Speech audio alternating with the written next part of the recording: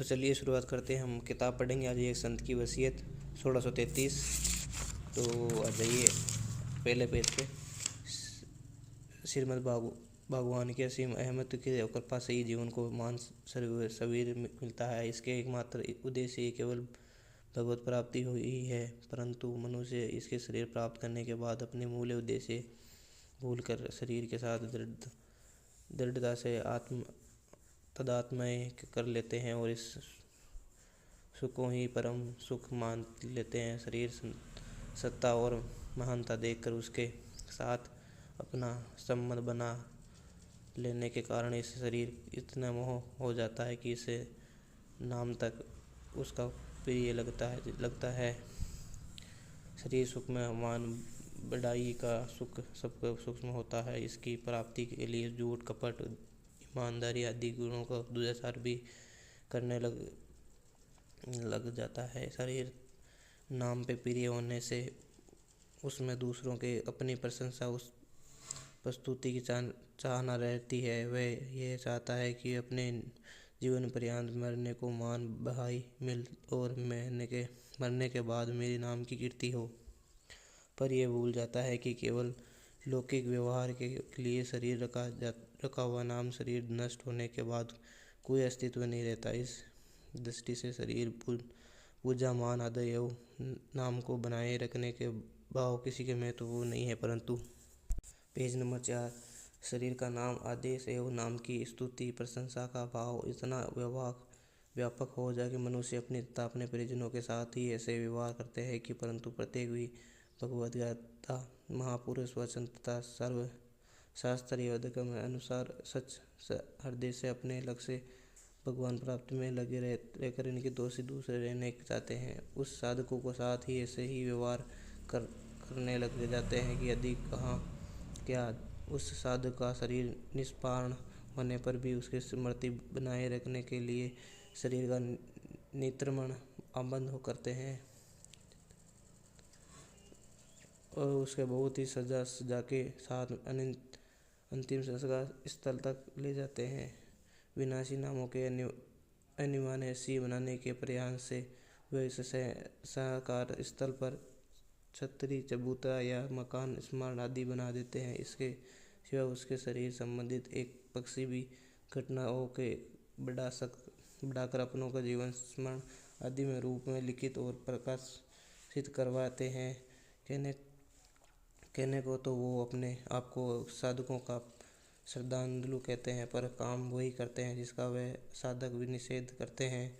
श्रद्धावत अविनाशी है, अतः उनके साधकों के अविनाशी सिद्धांतों तथा वचनों पर ही श्रद्धा होनी चाहिए, नहीं कि किसी विनाशी देह या नाम से नाशवान शरीर तथा नाम से तो मोह होता है, श्रद्धा नहीं, परंतु उस मोह का श्रद्धा का रूप धारण कर लेता है, तभी ये अनर्थ हो जाता है।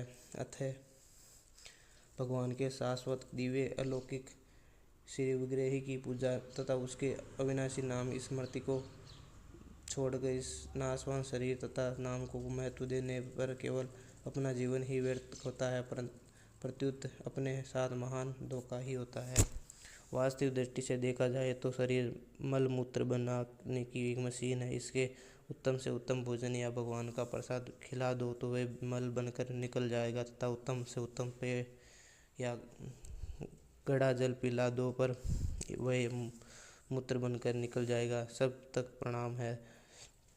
जब तक प्राण है तब तक तो वह शरीर मल मूत्र बनाने की मशीन है, पर प्राण निकलने जाने पर वह मुर्दा है जिसको छूने पर स्नान करना पड़ता है। वास्तव में ये शरीर प्रतिक्षण ही मर रहा है, मुर्दा बना रहा है। इसके ही वास्तव तत्व चेतन है। इसका चित्र तो लिया ही नहीं जा सकता। चित्र लिया जाए तो शरीर का ही प्रशेषण नष्ट हो रहा है, इसलिए चित्र लेने के बाद शरीर ही वैसा नहीं रहता जैसा चित्र लेते समय था।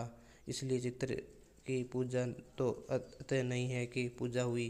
चित्र में चित्र शरीर पर प्रतिस्थापन लेता है, अतः हार्ड मांस का अपवित्र शरीर का चित्र ही मृतिका का भी मुर्दा है। हम अपनी मान्यता से जिस पुरुष को महात्मा महात्मा कहते हैं वह अपने शरीर स्वार्थ संबंधित इस विच्छेद जानने से ही महात्मा है, न तो शरीर संबंधित रहने के कारण शरीर को तो वह मल के समान समझते हैं।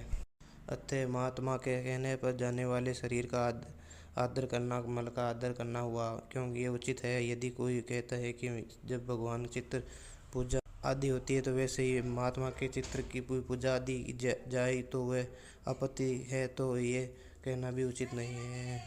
कारण कि भगवान का शरीर चिंतनमय एवं अविनाशी होते हैं, जबकि महात्मा का कहा जाने वाला शरीर पांच भौतिक होने के कारण जड़ एवं विनाशी होता है। भगवान सर्वव्यापी है, अतः वह चित्र में भी है, परंतु महात्मा की सर्वव्यापकता शरीर अलग है।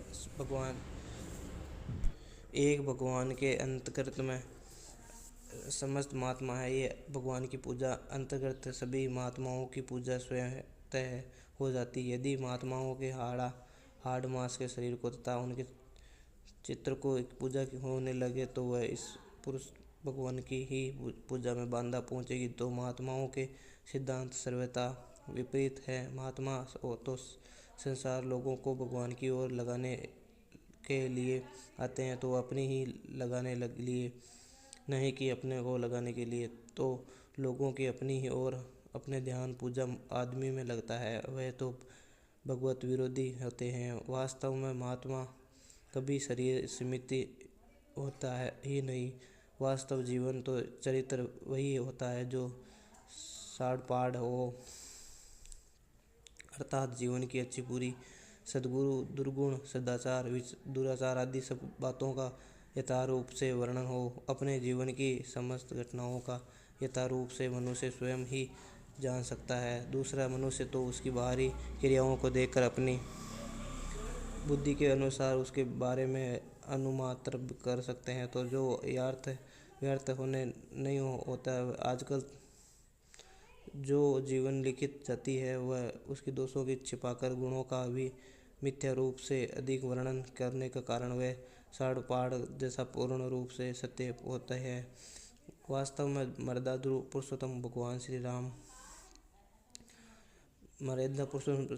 श्री रामचंद्र चरित्र से बढ़कर और किसी की चरित्र क्या हो सकता है। अतः उनकी चरित्र को पढ़ना सुनना चाहिए और उसके अनुसार अपने जीवन बनाने चाहिए। जिसे हम महात्मा मानते हैं उसका सिद्धांत और उपदेश ही श्रेष्ठ होता है, अतः उसके अनुसार जीवन बनाने यत्न करना चाहिए।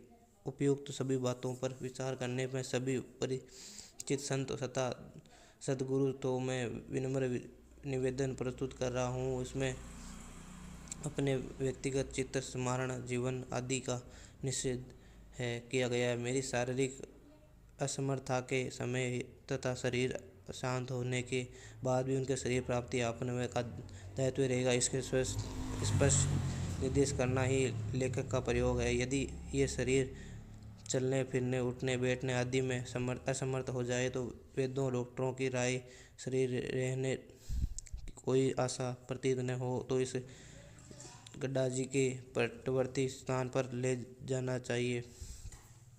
उस समय किसी की प्रकार की औषधि आदि के प्रयोग न करें और केवल गंगाजल तथा तुलसी दला का भी प्रयोग किया जाना चाहिए। उस समय अनरावर्ती भगवान नात्म का जप तथा कीर्तन और श्रीमद् भागवत गीता, श्री विष्णु पुराण, स्नान, नाम, श्री रामचरित मानस आदि की पूजा ग्रंथों का श्रवण करना चाहिए। इस शरीर का निष्पाण होने के बाद इन पर गोपी चंदन एवं तुलसी माला सिवाय पुष्प, इत्र, गुलाल आदि का प्रयोग बिल्कुल नहीं करना चाहिए। विष्पाण शरीर को साधु परंपराओं के अनुसार कपड़े की झोली में ले जाना चाहिए, न कि लकड़ी के आदि से निर्मित वैकुंठ की विमान आदि में। जिस प्रकार इस शरीर की जीवन अवस्था में मैं चरण स्मरण, दंडवत प्रणाम, परिक्रमा, मालपान, अपने नाम की जय जयकार आदि का निषेध करता आया हूँ, उसी प्रकार इस शरीर का निष्पाण होने के बाद चरण स्पर्श, दंडवत प्रणाम, परिक्रमा, माल्यार्पण, अपने नाम की जयकार आदि का निषेध समझना चाहिए। इस शरीर की जीवन अवस्था के मृत्यु अवस्था तथा अंतिम संस्कार आदि के चित्र फोटो लेने का स्वरत निषेध करता हूँ। मेरे हार्दिक इच्छा यही है कि अन्य नगर या गांव इस शरीर के अनंत होने पर इसको वाहन में रखकर गंगा जी के तट पर ले जाने चाहिए और वहीं से इसका अंतिम संस्कार कर देना चाहिए। यदि इस अपरिहार्य कार्य से ऐसा होना कदापि संभव न हो तो इसको जिस नगर या गांव में शरीर शांत हो जाए वहीं गायों के गांव से जंगल की ओर आने के मार्ग गोवा में अथवा नगर या गांव में बाहर जहाँ गायें विश्राम आदि किया करती है वहीं शरीर की सूर्य की साक्षी में अंतिम संस्कार कर देना चाहिए। यदि शरीर के शांत होने पर किसी की प्रतीक्षा नहीं करनी चाहिए। अंतिम संस्कार पर्यंत केवल भजन कीर्तन भगवान नाम जप आदि का होना चाहिए। यह अत्यंत आदगी के साथ अंतिम संस्कार कर देना चाहिए। अंतिम संस्कार समय या शरीर दैनिकोपयोगी सामग्री कपड़े खड़ाऊ जूते आदि को शरीर साथ ही जला देना चाहिए। इस अवशिष्ट सामग्री पुष्प कमंडल आदि को जलाने में अथवा स्मरण रूपे में बिल्कुल नहीं रखना चाहिए। प्रत्येक उनका ही सामान्यतः उपयोग कर देना चाहिए। जिस स्थान पर शरीर अंतिम संस्कार किया जाए वही मेरी स्मृति के रूपे कुछ भी नहीं बनाना चाहिए। अतः ये स्थान पर केवल पत्थर आदि के रखने का भी निषेध करता हूँ। अंतिम संस्कार में पूर्ण वही स्थल जैसे उपस्थित रहा है। जिस शरीर अंतिम संस्कार बाद भी वह स्थल वैसा ही अपेक्षा रहती है। अंतिम संस्कार के बाद अस्थि आदि स्पूर्ण अवशिष्ट सामग्री को गंगा जी में प्रवाहित कर देना चाहिए। मेरी स्मृति के रूप में कहीं भी गौशाला पाठशाला चिकित्सालय आदि सेवाएं नहीं बनानी चाहिए। अपने जीवन काल में भी मैंने अपने लिए कहीं किसी प्रकार का मकान आदि निर्माण नहीं कराया और इसके लिए किसी को प्रेरणा भी नहीं दी। कोई कार्य व्यक्ति की भी किसी मकान आदि के मेरे द्वारा अथवा मेरे प्राण से निर्मित बताए तो इसकी सर्वथा मिथ्या समझना चाहिए। इस शरीर शांत होने के बाद क्षत्रिय मेला या महोत्सव आदि बिल्कुल नहीं करना चाहिए और उसके बाद दिनों में किसी प्रकार की कोई मिठाई आदि भी नहीं बनानी चाहिए। साधु संत जिस प्रकार अब तक मेरे सामने भिक्षा लेते रहे हैं उसी प्रकार लाते रहे चाहिए। अगर संतों के लिए सद्गृहस्थ अपने आप भिक्षा लाते हैं तो वह भिक्षा को स्वीकार करना चाहिए जिससे कोई मीठी चीज़ न हो। अगर कोई साधु या सद्गृहस्थ बाहर से आ जाए तो उसे भोजन व्यवस्था में मिठाई बिल्कुल नहीं बनानी चाहिए। प्रत्येक उनके लिए साधारण भोजन ही बनना चाहिए। इस शरीर के शांत होने पर शोक सभा आदि नहीं करनी चाहिए। प्रत्येक दिन तक सत्संग भजन कीर्तन भगवान का नाम जप गीत पाठ श्री रामचरितमानस का पाठ सत्यवाणी पाठ भगवान पाठ आदि आध्यात्मिक कर्तव्य होते रहने चाहिए। जिस सनातन हिंदू संस्कृति इन दिनों के ये मुख्य कर्तव्य मान रह गए हैं। इस शरीर शांत होने के बाद सहस्वी आदि किसी भी अवसर यदि कोई सज्जन रुपये पैसे कपड़ा आदि कोई वस्तु भेंट करना चाहे तो नहीं लेना चाहिए। अर्थात किसी से भी किसी प्रकार की कोई भेंट बिल्कुल नहीं लेनी चाहिए। यदि कोई कहे कि हम तो मंदिर में भेंट चढ़ाना है तो किसी फालतू बात मानकर किसी का विरोध करना चाहिए।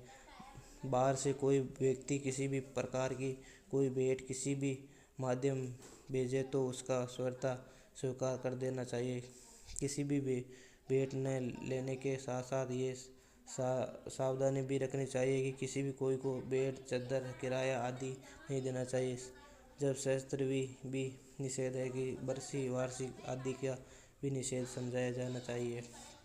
इस शरीर शांत होने के बाद शरीर में संबंधित घटनाओं के जीवन स्मारक का स्मरण आदि किसी भी रूप से प्रकाशित नहीं किया जाना चाहिए। अंत में मैं अपने परिचित सभी संतों से सद्गृहस्थों से विनम्र निवेदन करता हूँ कि जिस बातों में मैंने निषेध किया है उसका किसी भी स्थिति में प्रत्येक अत्यंत धर्मदेह प्रेम सरलता एवं पारस्परिक विश्वास निष्वचल व्यवहार से साथ पूर्वजों के निर्देशों के पालन करना चाहिए। भगवान नाम कीर्तन अंतिम संस्कार कर देना चाहिए। जब और जहाँ भी ऐसा संयोग हो उस शरीर संबंधित किसी भी निर्देश को पालन व इस उपस्थिति प्रत्येक संबंध व्यक्तियों को करना चाहिए।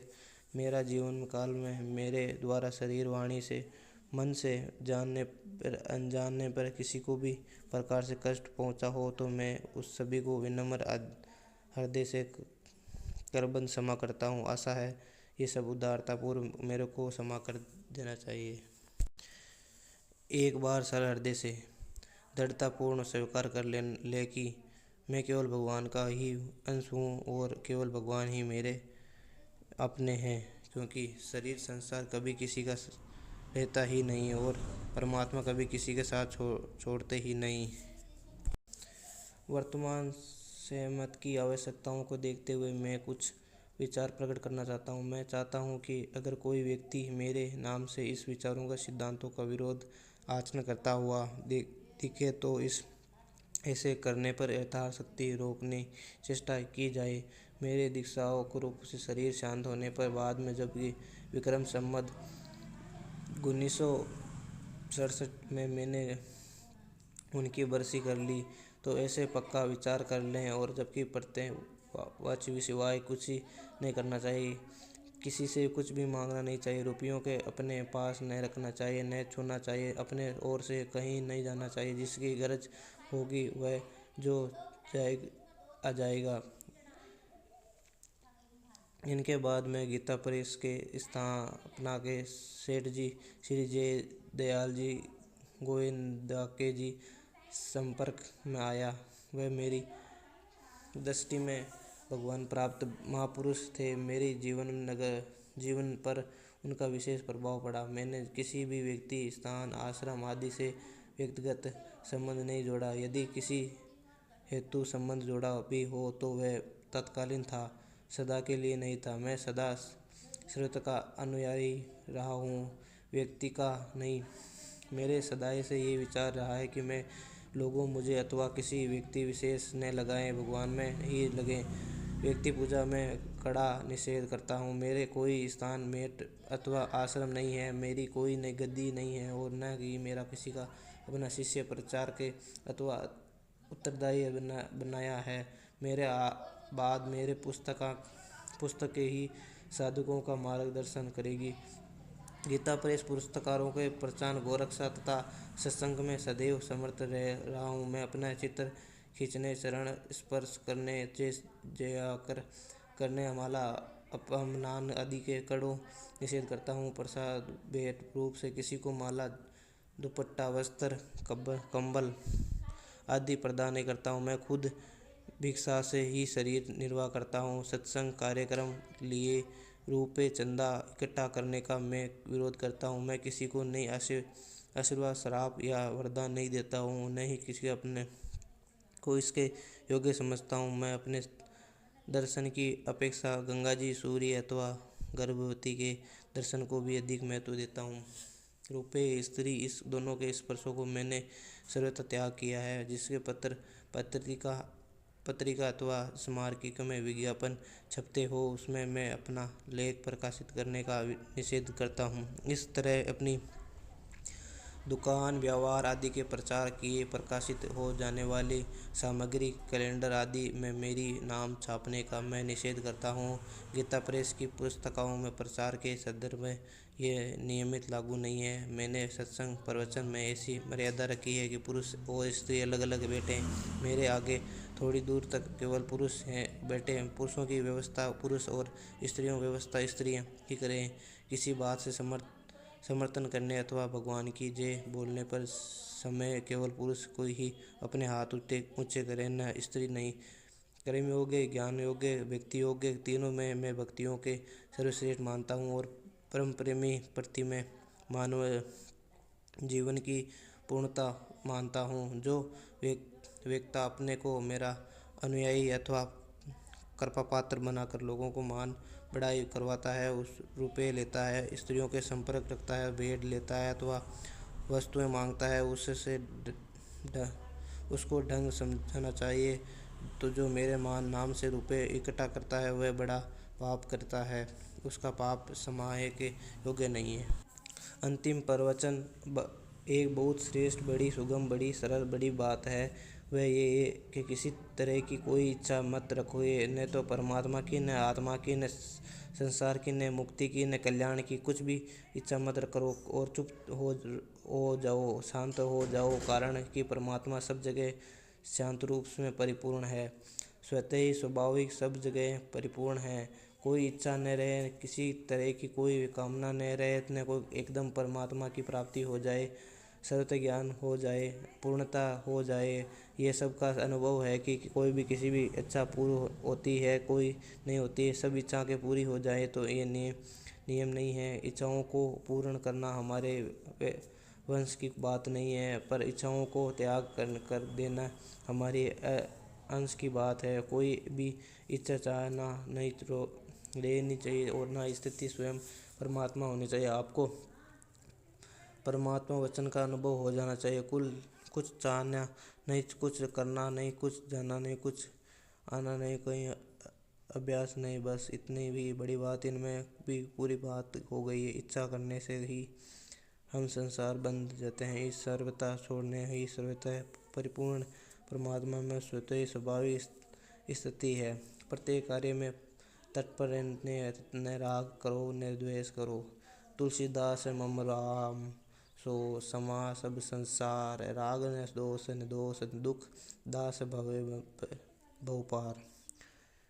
एक क्रिया है, एक पदार्थ है। क्रिया और पदार्थ ये प्रकृति है। क्रिया और पदार्थ दोनों में संबंध विच्छेद करके एक भगवान आश्रित हो जाओ, भगवान के शरण हो जाओ, बस उसमें आपकी स्थिति स्वयं है। भूमा अचल शाश्वत अमाल सन ठोस है, वह सर्वदा ऐसे परमात्मा आपकी स्वाभाविक स्थिति है। इस पन में इसमें स्त्री का बालक खो गया, वह बड़ी व्याकुल हो गई, पर नींद खुली तो देखा कि बालक तो स्थान में ही सोया है। तात्पर्य यह है कि जहाँ आप वहाँ परमात्मा पूरे के पूरे विद्यमान है। आप जहाँ हैं वहीं चुप हो जाओ। श्रोता, कल आपने बताया था कि कोई चाहना न रखे, इच्छा न छोड़ना और चुप होना, दोनों में कौन ज़्यादा फायदा करता है? स्वामी जी, मैं भगवान का हूँ, भगवान मेरे हैं, मैं और किसी का नहीं हूँ और कोई मेरा नहीं है, ऐसा स्वीकार कर लो। इच्छा रहित होने पर और चुप होना दोनों बात एक ही है। इच्छा कोई करनी नहीं चाहिए, भोगों की, न मोक्ष की, न प्रेम की, न भक्ति की, न अन्य किसी की। श्रोता, इच्छा नहीं करनी पर कोई काम करना तो हो। स्वामी जी, काम उत्साह से करो, आटो पैर करो, पर कोई इच्छा मत रखो। इस बात को ठीक तरह से समझो। दूसरों की सेवा करो, इच्छा दुख दूर करो, पर बदले में कुछ ना चाहो मत। सेवा करो दो, पर अंत में चुप हो जाओ। और कहीं नौकरी करो तो वेतन भले ही ले लो, पर इच्छा मत रखो। सार बात यह है कि जहाँ आपके परमात्मा कहीं इच्छा नहीं करोगे तो अपनी स्थिति परमात्मा ही हो जाएगी। जब सब परमात्मा ही हो जाएगी तो फिर इच्छा किसकी करें? संसार इच्छा है, इसलिए हम संसार हैं। कोई भी इच्छा नहीं हो तो हम परमात्मा हैं। श्री परमात्मा नमः। सच्ची और पक्की बात, यदि आपको दुख, अशांति, आफत चाहिए तो शरीर, संसार संबंध जोड़ो लो, उनका अपना मान लो। यदि सुख, शांति, आनंद, मस्ती चाहिए तो परमात्मा से संबंध जोड़ लो, अपना मन मान लो। चुनाव आपके हाथ में है। जय श्री राम। खत्म हो गई बुक। ब्रह्मलीन श्री राम सुखदास जी महाराज की जय हो।